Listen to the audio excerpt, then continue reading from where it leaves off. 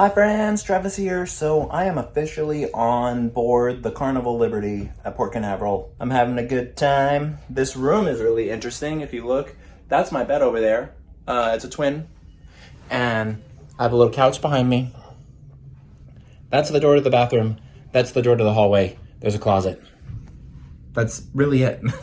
After getting settled in, it was time for some food, so I made my way through the interior of the ship up to Deck 9, which was the Lido deck. One of the things I do while I'm on a ship, instead of taking the elevator, a lot of the times I will choose to take the stairs. That helps me earn a couple of extra, cookies or something. Because one of my biggest fears in traveling as much as I do is weighing a zillion pounds, so, gotta stay in shape while you're having fun as well. And speaking of staying in shape, I decided to have a margarita along with my Blue Iguana lunch. Blue Iguana is super good. It was one of my favorite spots on the ship. I actually ate here, I think, 3 times throughout the week. One thing I do wish is that I had actually gotten there for breakfast, but I didn't quite make that happen, unfortunately. But yeah, with Blue Iguana and Guy's Burgers and the Pizza Pirate and the food in the MDR and stuff, Carnival's food definitely ranked really high for me. And as I was sitting by the window, a cargo ship started going by, so I filmed a little bit of that, and then I finished eating and went and explored the ship a little bit. As I mentioned before, this ship was quite a bit smaller than the ones that I was used to. Obviously, the Meraviglia is over 180,000 gross registered tons, and Freedom of the Seas, I think, is about that same size as well, whereas the Carnival Liberty comes in at just under 110,000 gross registered tons. And I know these numbers may not mean a lot to most people, but when you're measuring the size of a ship, something that's 110,000 gross registered tons versus something that's 185,000 gross registered tons are two very different measurements. But even still, I don't think that the Carnival Liberty felt that small. I will be on Enchantment of the Seas at the end of March, and that will take the title of smallest cruise ship I've ever been on away from the Carnival Liberty. And being that it's under 100,000 gross registered tons, I think I will notice a significant difference. But anyway, as I was exploring the different areas of the ship, I came across this spot where I was able to get a really good view of the whale tail funnel that Carnival is oh so famous for. The funnel was located adjacent to the sports court, which actually was pretty well equipped, and around the funnel was a mini golf course. I didn't actually go up there and play any mini golf because every time I went up there was actually pretty crowded, which is nice to see, activities on the ship being utilized. And for a smaller, somewhat older vessel, Carnival Liberty does offer a lot of activities in and around the ship. Hi friends, it is time for dinner. Well, I've changed for dinner and everything, nothing crazy. But I'm actually going to go up to the sail away party right now, which is at 5:45, and then my dinner is at 6, so I'm only going to get a little bit of the sail away party before I head over to dinner. I could probably show up to dinner like 5-ish minutes late or so. I'm assuming they'll let me in still, but anyway, yeah. I prefer early dinner because then I've noticed that when I have late dinner, it gets in the way of some of the later activities, which I like to do. So, yeah, early dinner. And then plus it gives me the opportunity for some late night pizza. So anyway, yeah, that's what's happening. I'll take you with me and you'll see what I see and do what I do. And we'll talk soon. So I made my way out of my room and up to the pool deck. I decided to take the elevator this time, and when I got there, the sail away party was actually just getting started, and Carnival sail away parties are definitely fun. They really amp up the energy, as you'd probably expect from something that's so endearingly referred to as a fun ship.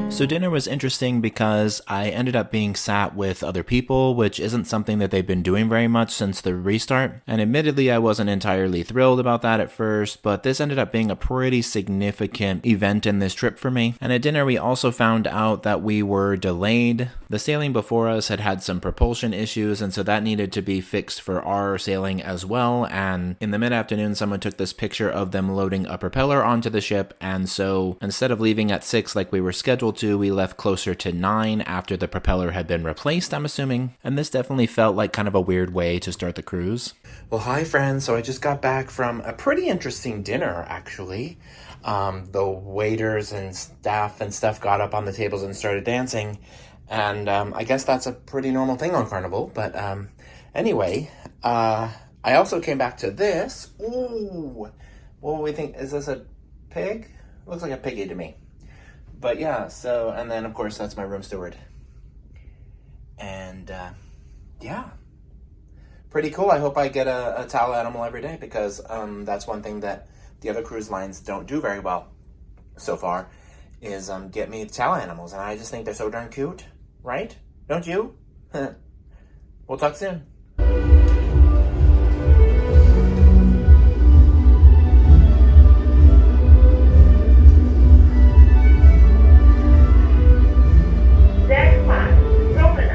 The evening entertainment in and around the ship was definitely more than adequate, and I noticed on the schedule it said that there was karaoke, so I made my way through the atrium over to the little lounge where the karaoke was taking place. And unlike some of the other ships I've been on, this was actually a 2-hour section of karaoke, and at one point they even had a hard time getting people to go up and sing because everybody in the room had pretty much sang already, so it was definitely cool and interesting to see. I wanna feel what love is.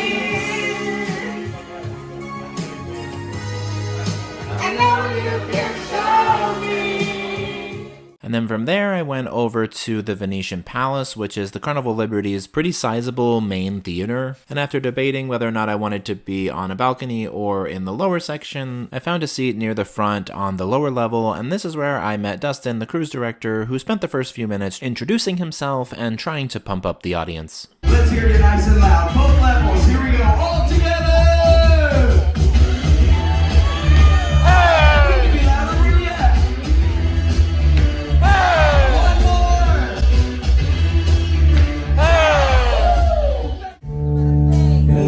Don't work like they used to before, and I can't sweep you off of your feet. Will your mouth still remember the taste of my love? And will your eyes still smile from your cheeks? 'Cause darling, I will be when you till I'm 17.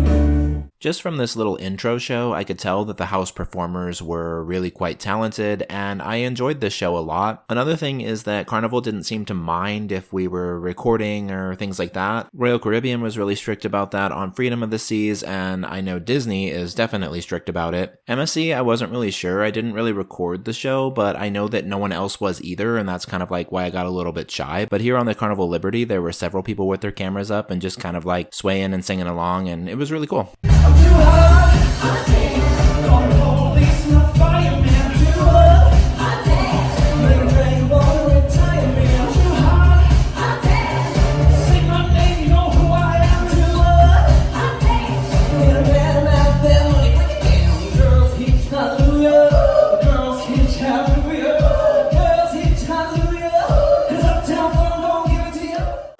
Hi friends, so I am waiting for some pizza right now.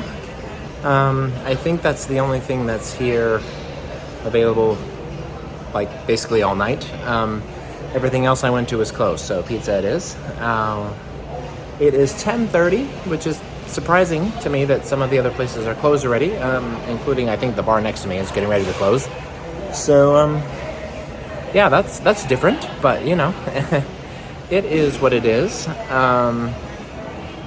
I know there's like nightclub and all kinds of stuff happening tonight, so maybe I'll check some of that stuff out, but we'll see how it goes. But anyway, just wanted to give you a little bit of an update. It's pizza time. I'm hungry.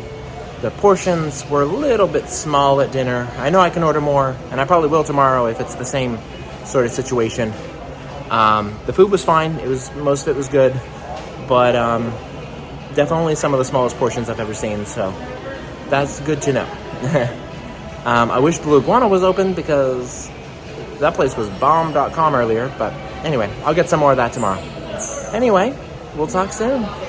The pizza on the Carnival Liberty was surprisingly good. I would even put this up there with like the MSC Meraviglia pizza, which is shocking considering that's an Italian line that's known for their pizza, and this is, Carnival. The pizza size is a little bit bigger than a personal, but not quite small enough to have anything less than a whole pie, so I scarfed down an entire pizza and then headed down to my room. I did stop by the nightclub to see how it was going, but there weren't very many people in there, and since I was solo and a little bit too tired to be social, I decided to go to bed instead. All right, well, that's a wrap, friends. I just wanted to make sure that I said goodnight to y'all before heading off and catching some Z's. Tomorrow's a C-Day, so they have C-Day brunch and all the, usual Carnival festivities tomorrow. I'm sure there's going to be some trivia and all that usual stuff. And I'll explore the ship a little bit more. I think I've mostly seen everything. This ship is a lot smaller than what I'm used to, so I've at least been in every nook and cranny, I'd say. But there are definitely some venues and things that I haven't actually experienced, so I'm going to be doing some of that stuff tomorrow. And yeah, but for now, tonight's done. I want to thank you all for watching. Like, comment, share, subscribe, all those fun things. We'll talk soon, and you all have a good night.